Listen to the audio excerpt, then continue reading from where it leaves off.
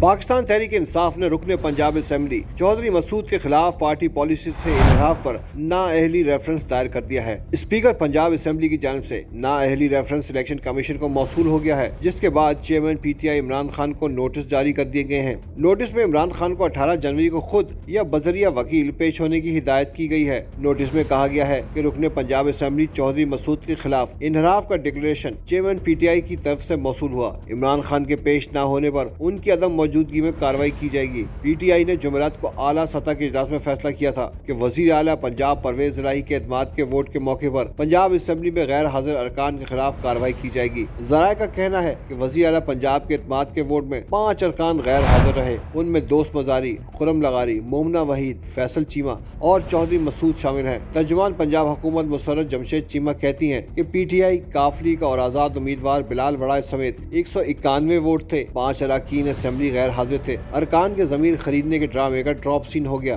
رانا ثناء اللہ کو پرویز الہی کی ناکامی کا یقین دلانے والوں نے ہاتھ کر دیا۔ رانا ثناء اللہ نے کہا کہ پنجاب حکومت لیے بغیر اسلام آباد نہیں جائیں گے۔ وہ رانا ثناء اللہ کو بتانا چاہتی ہیں کہ پنجاب حکومت کوئی خیرات میں بٹنے والی چیز نہیں۔